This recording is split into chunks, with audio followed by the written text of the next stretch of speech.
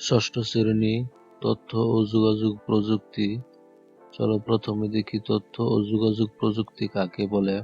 উত্তর হলো তথ্য ও যোগাযোগ প্রযুক্তি অর্থাৎ আইসিটি হলো তথ্য সংগ্রহ, সংরক্ষণ, প্রক্রিয়াকরণ ও আদান প্রদানের জন্য ব্যবহৃত সকল প্রযুক্তি সমষ্টিকেই লিখবে তথ্য প্রযুক্তি বলে। এখন আমরা 3 নাম্বার পৃষ্ঠায় কাজ আছে এই ছবিগুলি।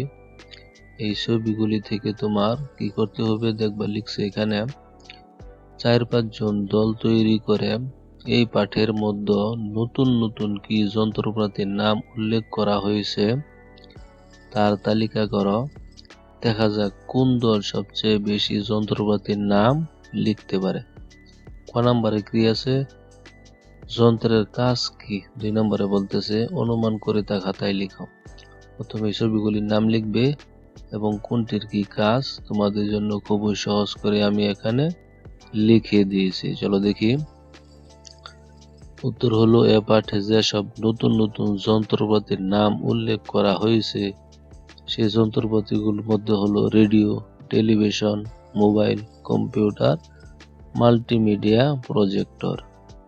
এখন রেডিওর কাজ কি, প্রথমে নামটি লিখবে এবং তারপরে যেমন রেডিওর কাজের মধ্যে দেখেছি রেডিওর কাজ হলো দূরবর্তী স্থান থেকে শব্দ বা বার্তা গ্রহণ করে তা শ্রোতাদের কাছে পৌঁছে দেয়। 1 নম্বরে লিখলে এটা।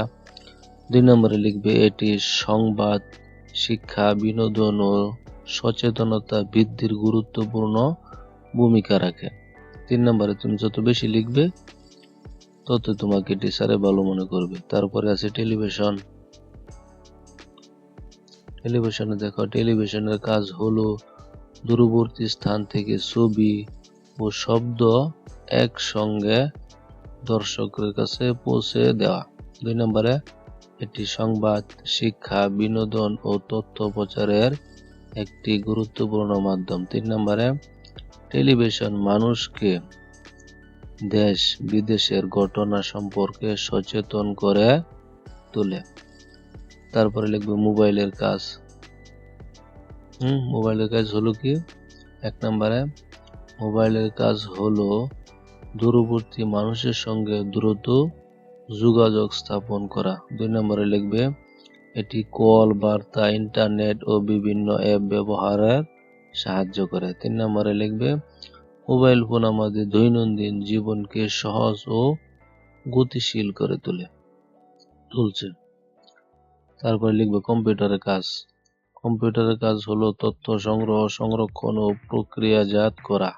2 নম্বরে লিখবে এটি শিক্ষা, অফিস, গবেষণা ও বিনোদনে ব্যাপকভাবে ব্যবহৃত হয়। 3 নম্বরে লিখবে কম্পিউটার দ্রুত ও নির্ভুলভাবে কাজ করতে সাহায্য করে। 4 নম্বরে লিখবে মাল্টিমিডিয়া। এই হলো মাল্টিমিডিয়া, কম্পিউটারে বা অন্য ডিভাইসে ছবি ও ভিডিও বড় পর্দায় প্রদর্শন করে। 2 নম্বরে লিখবে এটি শ্রেণীকক্ষ, সভা উপস্থাপনায় খুবই কার্যকর। 3 নম্বরে লিখবে মাল্টিমিডিয়া প্রজেক্টর শেখানো ও বোঝানোকে সহজ করে তোলে।